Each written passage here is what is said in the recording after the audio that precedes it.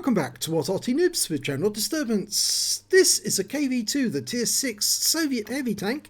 It's located on the north spawn of Fisherman's Bay and it's under the command of Mirkos 11. Well, as you've rather surmised, this is part of the coronavirus quarantine special.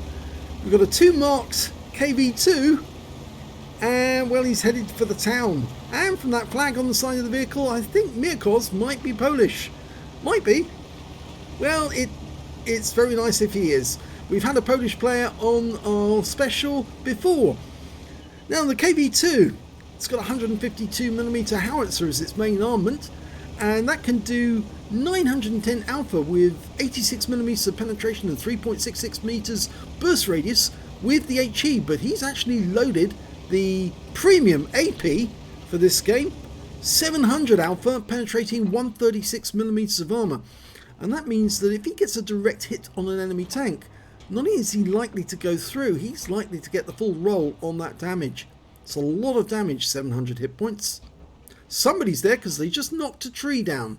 I saw the tree go down. So somebody is probably on that corner at this very moment. And yes, there was! It was a T-34 shielded, and he was just obliterated by that premium AP round. It's a 19.81 second reload. He's probably got a rammer and a good crew. He's not using premium consumables, but he's loading an HE round for his next shot. Okay, let's see what he can do. Nobody's showing. It looks to me like that T-34 shielded just poked his nose out and actually got it blown off, because half the vehicle is around the corner. It looks like it. Yeah, he's lined it up on the corner. Now, having a 3.6 meter burst radius means you only have to land the shell near the enemy tank to actually do damage to it. Well, looks like he's going to turn around. He's got a KV-220 with him. Now, the KV-222 was the project that was going to become the KV-3. It's an up-armoured version of the KV-1. He fired around at the Cromwell, didn't get any damage. Oh, and somebody just exploded. That was the VK3601H to their right. Or to their left, rather. Oh, taking damage from a T1 heavy, but that KV-85 has come out too far, and now he's dead. Back in the garage. He only took damage, really, from that KV-85 and one shell from the T1 heavy. I hope this KV-222 though is not going to get in the way. The KV-222 basically is a KV-1 with 100mm of armour on the front instead of the standard armour that you find on a KV-1. The T-150 and the KV-220 part of the same project to build the next heavy tank. Well, there goes the Strib. Strib M42 57, 222 hit points, nice shot. But he is taking rounds from a Cromwell and just bounced one from him as well. Let's see where that round from the Cromwell went in. Oh, look at that, went right through the top of the mantlet.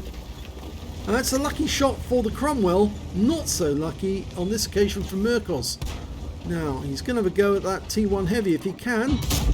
Yep, 395, that's a good shot. The KV-220 is using the wreck of the VK to actually provide it with a platform. T-28 just got killed behind us by the Strib 74. He's side scraping out to get a good shot. Might be able to get something on T1 heavy. Trouble is, there's 3 enemy tanks down there. Apart from the T1 heavy, there's an ARL 44 just around the corner. There's the T1. He poked his nose out and took another round for 250 from Splash alone. I'm not sure if that actually did impact on the vehicle, but I think it did actually. Even if it impacts on the tracks, it's going to do a lot of damage to the vehicle. KV-220 is going to go ahead, is he? There's a Matilda just up there around the corner. Can he get that? I think he can. He's dialing in as he's moving. Let's see. Took a round from the Matilda, but the Matilda's now dead. And the KV-222 is actually blocking our retreat round the corner. the ARL-44 didn't come round. But now the T1 Heavy has actually advanced, knowing that we were round the other side. And as he's got close, that makes it much easier for both of us to actually get a kill. He's loaded, ready to go. Turns around the corner, and that's the end of the T1. So that's his 5th kill. 2 kills for the strip so far, no kills for the KV-222.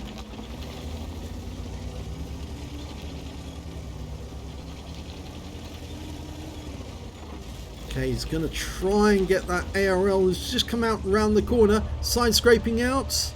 Let's have a go. He's turned, he's gone. He's back in the garage. He turned around to deal with the KV-222 and he acted as a definite distraction. But they've noticed that there's an enemy tank encroaching on our cap area. Looks and a Panzer IIIJ. And if he doesn't do something about these two, they could win the game by capping out before we could return. The KV-220 and the KV-2 are not necessarily fast tanks. And so by doing what he's doing, he's actually trying to get into a position so he can get shots on those enemy tanks. And he was spotted by one of them. And I think it's that Panzer IIIJ. He's just checking to see that that Cromwell doesn't try and creep up behind them and start shooting them in the rear. Now, if you're interested in the skins, by the way, as I said, they're created by Sir Rusty, and there is a link in the description to the video where you can actually put or download the skin and put it on your own KV-2, so you can look identical to this one. Well, the enemy's capping with 1 so far, but they could put more into the cap. And we don't really want to get too far away from the cap whilst they are capping. KV-220's approaching the ridgeline. The T-40's near the ridgeline now. He's just going past it. There's a rise on the ground, as you may know. And unfortunately, the Panzer IIIJ just killed our T-40. So it's now just the KV-220 who needs to do the reset. I have the feeling that what Mirkos is thinking of doing is going up to the centre line and shooting down on those guys from the centre line. But he's just found the Panzer IV and derps him out of existence very, very quickly with a snapshot.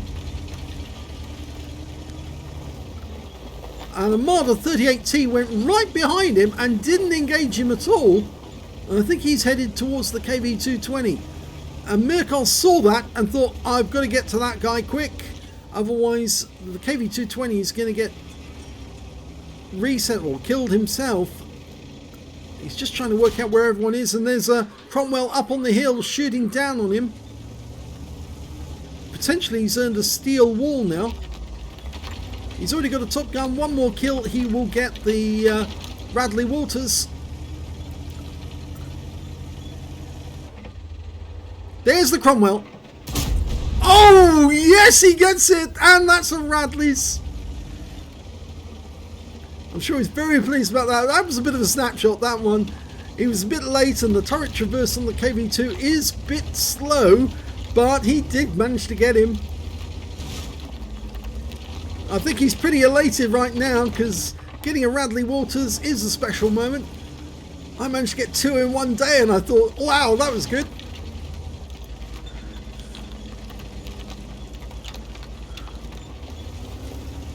Okay, Marder 38T, he's finally turned up and he's actually being proximity spotted. He's just the other side of this building.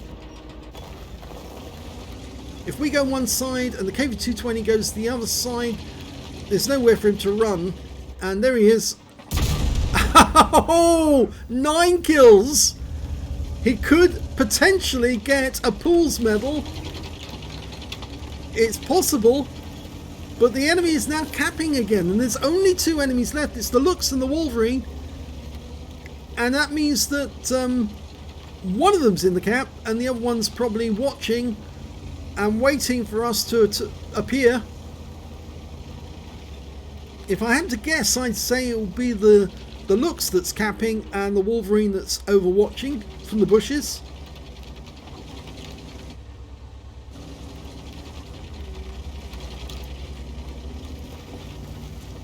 Now, can he get the shot? If it's the other way around, if it's the Wolverine that's capping, or was capping, and the Lux was the one on overlook, or that he was roving around the battlefield, that would be very, very unusual. Yes, he's now looking down on the cap area from the center line. He has been seen. Now that's got, the Wolverine's got a 76mm gun. The Lux could have a 5cm gun or a 3cm autocannon. Now at long range the autocannon isn't that deadly to a KV-2, but at close range it is very deadly indeed. And he's just resting here for the moment. The KV-220's gone up near the cap and he's in the bushes at the back of the map. Whoever was capping has obviously departed to the west side of the map.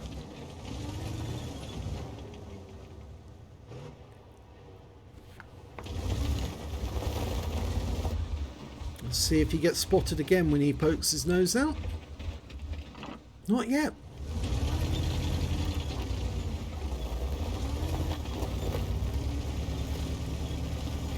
And when he goes past this building, he'll probably be spotted straight away. Sixth sense will probably go off, but he's got to get to the next building. And he wasn't seen.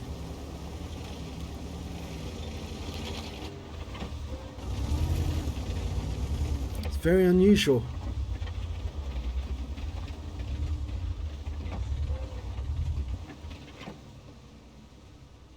Well, 3 minutes 20 seconds left on the clock. It will be difficult for one of them to go down to the enemy cap and start capping.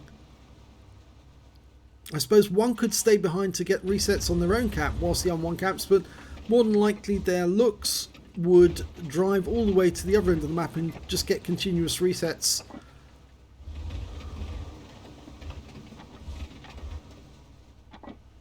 KV-220's gone up onto the west side.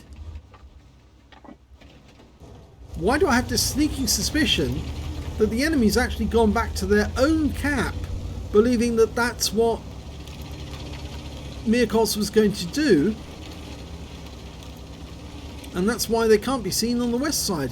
They've gone back to their own cap. He's been seen again. I think they're in those trees over there. I think they're in the trees.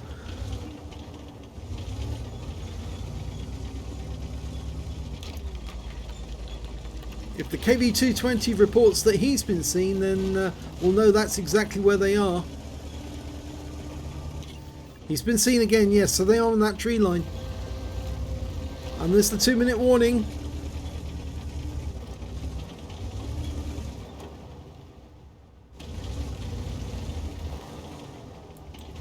It'd be very nice if he could get one more kill to get that Pulse medal. If the KV-222 can distract one of them, or if one of them starts firing at him, then it might give Mirkos the chance to get his last kill for a Pulse medal. They haven't got much time left. They're not going to be able to cap out now. Not going to be able to get to the cap in time. So it's going to be a draw. Unless they can kill both of the enemy, and he was seen again. So they are looking this way, and the KV-220's at the tree line and still hasn't been seen. Oh, but he's now saying SOS, so I think the enemy is nearby. Yeah, he's just been seen by the Wolverine and set alight. He fires back. And there's only 49 seconds left to go, and he's lost some hit points from that fire. His extinguisher went off. Thank goodness he's got the automatic extinguisher, and now there's a Wolverine there. He can shoot at that Wolverine. He needs that kill to get the Pulse medal, and there's only 30 seconds left on the clock. He absolutely must get that Wolverine to get the Pulse medal. He's got a Radley's, so that's one epic medal. It would be nice if he can get the Pulse, because they're not going to get the win. There comes the Lux as well. Off to his right. He's going to go for the snapshot on the Wolverine at distance. The guy's been tracked, and he gets it! That's a Pulse medal. Well done to the KV-222 for getting the tracking shot, and he will pick up the damage assistance. And that was Derping Coronavirus. Let's have a look at the end of battle stats. It's an ace tanker for Mircons 11 in the KV-2. He managed to get a bruiser medal for getting at least 5 critical hits in that one. He managed to get 19. A duelist for taking down 2 tanks who damaged him. A fighter effect for doing more damage than the hit points for his own vehicle. But he got a rather nice epic medal. The Pulse medal for killing 10 enemy vehicles in that game. He got a steel wall for blocking the most damage. A high caliber for dealing the most damage, and a top gun for getting at least 6 kills, but it was a draw because they weren't able to cap out in time, and it just wasn't going to be possible because the enemy, well, they had the speed to get from one end of the map to the other, and even if one had gone to one end and one had stayed at the other, yes, I don't think they would have actually come out with anything other than a draw. So yes, a draw, but at least Mirkos will pick up some extra XP because he did the highest damage in the game, 4,489 hit points of damage from that one.